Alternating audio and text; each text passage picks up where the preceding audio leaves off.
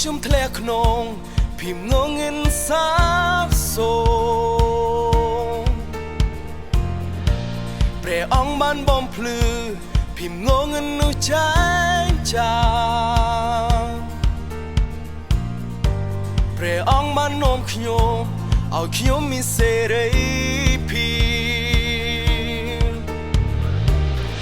នោះខ្ញុំមានសេរី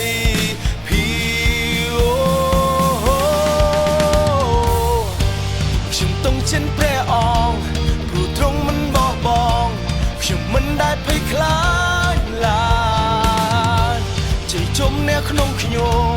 ទ្រង់ដឹងនាំផ្លូវខ្ញុំគ្មានអ្វីឲ្យរីរាំងបាន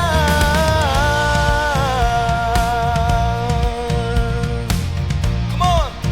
ច្រៀងជាមួយនឹងគ្នាទ្រង់បានជ្រើសរើសខ្ញុំខ្លាចជាបុណ្យព្រះ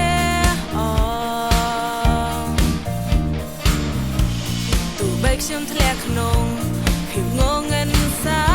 បសូន្យព្រះអង្គបានបំភ្លឺភាពងងឹតចែងចា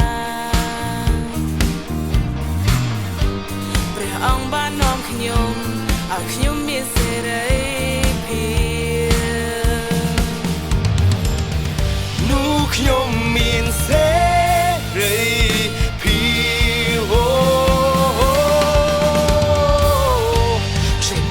ព្រះអង្គព្រោះទ្រង់មិនបោះបង់ខ្ញុំមិនដែលភ័យខ្លាចឡើយជ័យជុំអ្នកក្នុងខ្ញុំទ្រង់ដឹងនាំផ្លូវខ្ញុំមានអ្វីឲ្យរីរាំងបានខ្ញុំទង់ចិនព្រះអង្គព្រោះទ្រង់មិនបោះបង់ខ្ញុំមិនដែលភ័យខ្លាចឡើយជ័យជុំអ្នកក្នុងខ្ញុំទ្រង់ដឹងនាំផ្លូវខ្ញុំមានអ្វីឲ្យរីរាំងបាន